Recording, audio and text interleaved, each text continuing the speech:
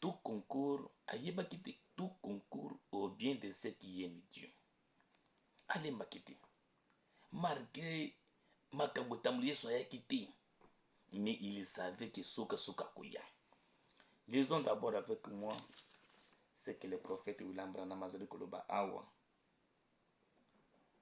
na kati na prédication. Viens et suis-moi. Alors Jésus vint et il appela. Parce que makambo nyonso nzambe asalaka yango na kati na biti. Paragraphe 32 toyoka malembe. Là nous parlons de l'histoire de Lazare. Yo motu ozana bokono yo landanga malamu. Je sais que na poko oyo nzambe asala quelque chose na vie na yo. Miracle moko spécial et que ça na vie na yo pe ko témoigner yango.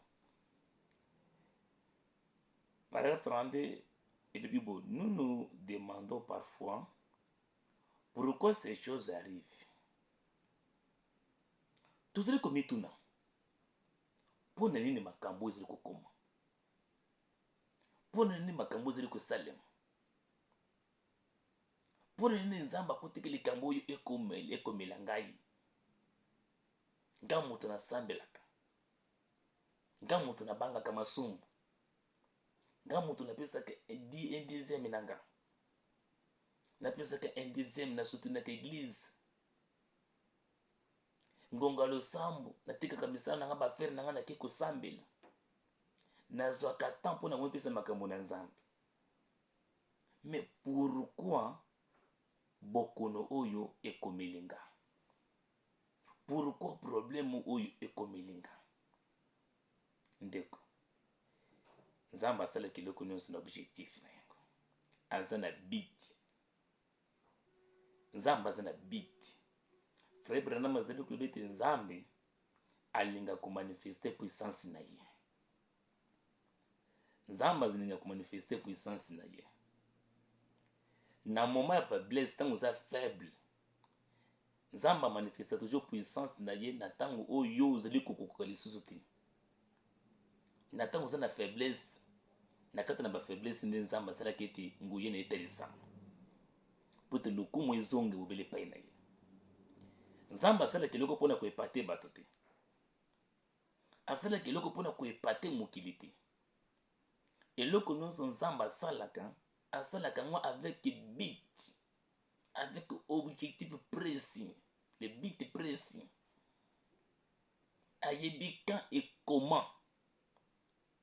Ayebi quand et comment. Soki atiki yango ekoma, ayebi eloko azali kosala. Restez tranquille. Ayez la foi. Ayez la foi. Vous allez kondima. C'est pourquoi David dit que recommande ton sort à l'Éternel. Recommande votre problème. Recommande votre difficulté à l'Éternel. Recommande votre situation à l'Éternel.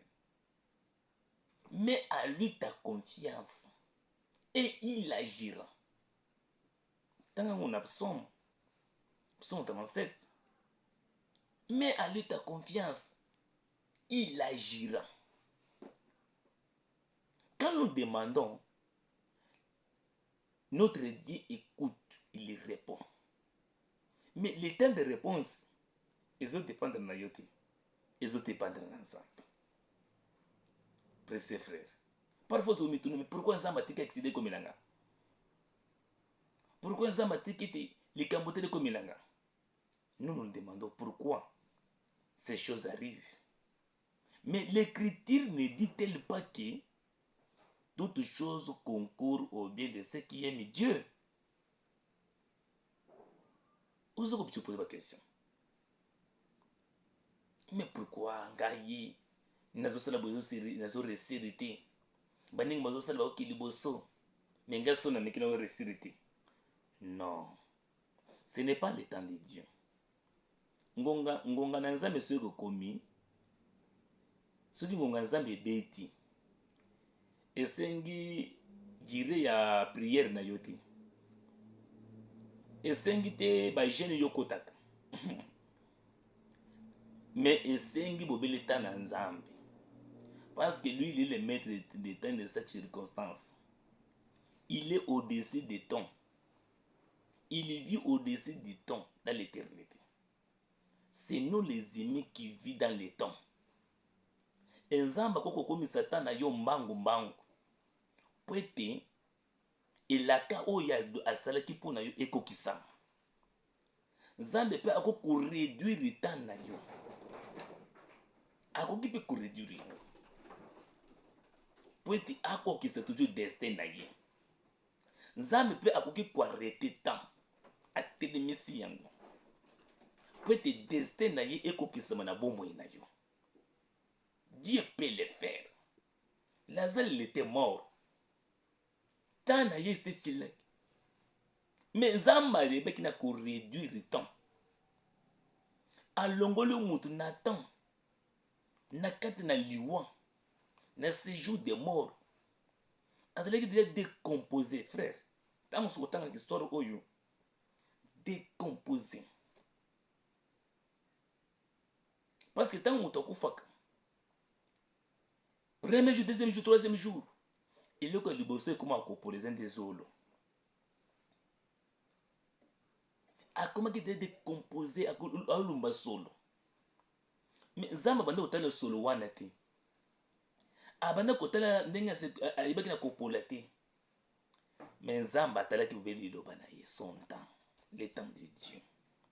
Toi qui m'écoutes mon frère, attendez le temps de Dieu. Peut-être c'est aujourd'hui, mais maintenant même c'est le temps de Dieu pour que vous allez guérir. C'est le temps de Dieu pour que vous allez la restaurer. Vous allez délivrer. Yo moto, vous allez bloquer par la maladie. Na kombo na Yesu Christ. Zolo biko telema. Tout concourt de ce qui aime Dieu. Il sait ce qu'il fait. Il sait ce qu'il fait. S'il tarde, c'est un autre. Zamba yebi eloko zali ko sala. Soki awumele kokokisa na bomoi na yo, yo moko yebi. Ezali affaire na yo. Ayebi eloko zali ko sala parce que asala ke eloko kozanga conseiller. Azana conseiller te yebi ce qui nous sale ka mobono, il est seul le souverain. C'est pourquoi la Bible dit sans la foi, il est impossible que moto soit agréable le boson ensemble. Même Jésus-Christ est en train de mourir. Pour être moto soit guéri, délivré. Et bien, il dépend de la foi. Et bien, il dépend de la foi. Fille à gérer, c'est l'ingaka koufa. Fille à gérer, c'est l'ingaka koufa. Tu peux akoufa qui? Mais c'est à cause de la foi, il y a papa na Jérius. Yango c'est qui te mwana wana seko. Dieu travaille en fonction de sa loi. La loi de Dieu c'est la foi. La loi de Dieu c'est la foi. Il sait ce qu'il fait. Branham s'il tarde, c'est un ordre. Abakissi, il y avait un but dans cela. Tini zelaki. Tango zamtaka marmata Lazare kufa. Mimi baye kuli. Aye c'est bon ki Lazare akufi. Mais akufi nazali ko remercier nzambe parce que nga nazalaki na kate. Akufi pour na langage na bino. Mais pour nanga Lazare akufi ti mais Lazare apemi. Tozonga kuna tokinde kolamusa ye. Tozonga na Betani tokinde kolamusa ye. Parce que dans Jean chapitre 5, verset 19, Yes, le Fils ne peut rien faire sans que le Père ne le révèle d'abord premièrement. Frère, de cause de Kolandanga, de cause de la voiture, de cause de le chômage, ou les pesant difficultés. Zongela Nzambi. Zongela Nzambi. Yaza mopesi. Ya makambo nyonso. Amen. Na paragraphe 45 le Bible. Na 41. Jésus est venu à cette heure sobre. Landanga malam. Il accomplit quelque chose dans un but. Problème on eza pembeni na yo na pamba te. Parfois okomaki négligent na mabondeli. Okomaki négligent na kotanga loba na Nzambe. Okomaki négligent na kokende na ndako na Nzambe. Obanzi kosanga so na bandeko te, otekaka makambo na Nzambe. Mais lokola Bible elobi ete Nzambe alingaka baoyo ya ye. Mpe baoyo Nzambe alingaka azangisaka fimbu te, azangisaka bango fimbu te. Parce que papa nini oyo akolinga mwana alingaka mwana mais atika mwana na danger, non? Notre Père nous aime. Et notre Père, c'est le message du temps de la fin. C'est la parole de Dieu. Le Seigneur Jésus-Christ. C'est pourquoi le dit, si vous m'aimez, gardez mes commandements. Il arrive dans le bon moment.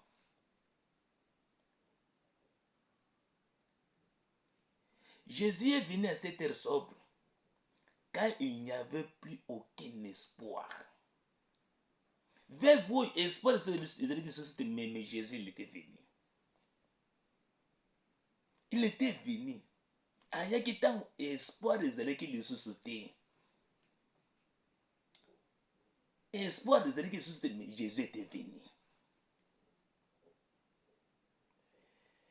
Ah, notre Dieu, Seigneur, Songa Bananayo. C'est généralement à ce moment-là qu'il vient. Tant espoir des allées de société.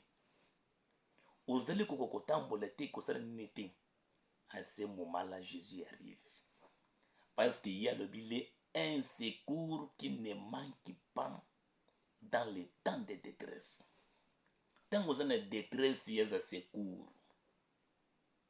Un secours. Frère, un secours qui ne manque pas dans l'état de détresse. Bandeko bakoki ko manke yo. Ba camarade bakoki ko manke yo. Église ekoki ko manke yo. Ba frère bakoki ko manke yo. Mais pas le Seigneur Jésus. Lui, il est un secours. Parce qu'il est l'omniprésent. Il est l'omniscient. Il est l'omnipotent. Il arrive toujours dans le moment le plus sobre. C'est là que Jésus entre en scène. Jésus entre en scène dans le moment le plus sobre. Dans le moment où il va les médecins basés sur le sauté. Tant médecin va déclarer que kufu. Médecin va lui dire autant le sauté que botte le sauté. Yo, au sein de moi, mathématique ça bien. Jésus arrive. Jésus est là. Pour faire quoi? Pour qu'il entre en scène. Pour ne pas confondre le médecin balobi. Merci Seigneur Jésus-Christ. Nathan balobi que yo kotambo le sous de côté kaka na vélo. Mokongo bokani. Frère, bango nde balobi. Mais Jésus il arrive. Tango ya yak pour na kokota na misala. Teki tenkolo Yesu. Akota na musala na pokolo na bomoi na yo. Akota na musala na affaire na pokwa lelo. Akota na musala na liboto na pokwa lelo. akota na losambo na yo na pokwa lelo makambo échanger na lobi ya bongo na kombo na kolo Yesu en son serviteur. Maintenant regardez bien, il est venu, il a demandé à Marthe, où avez-vous mis? Bochaki ye wapi? Frère Branham alobi, sa présence apporte de nouveaux espoirs. C'est tous vous, mes frères, les militaires qui m'écoutent. Bino bato bozana ba front, bato bozana biseka pasi. Chaque chose a son temps. Chaque chose a son temps. Je vous dis la vérité au nom du Seigneur Jésus-Christ, chaque chose a son temps. Présence n'a comme toujours espoir. Même un beau cannabis son zamba copesse toujours espoir. Sa présence apporte de nouveau un espoir. Ce jeune homme était mort. Peu importe, sa présence apporte nouvel espoir. C'est pourquoi vous pourrez être assis là. Vous pourrez être assis là ce soir, mon ami, alors que les médecins vous ont abandonné. Vous avez un cancer. Vous souffrez du cœur. Peut-être dans un fauteuil roulant. Infirme. Toute la science déclare qu'il n'y a aucun espoir pour vous. Toute la science déclare qu'il n'y a aucun espoir pour vous. Les dépôts de calcium a raillé vos reins au point que vous ne pouvez plus les fléchir. Ou bien votre cœur est en si mauvais état que le médecin dit que vous pourrez partir dans un moment à l'autre. Mais quand la présence de Christ entre, quand Christ intervient, il apporte un nouveau espoir. Mon Seigneur Jésus, toi qui m'as envoyé, toi qui m'avais dit que tu seras à côté de moi, pendant que je parle devant ton peuple, donnez à chacun un nouveau espoir.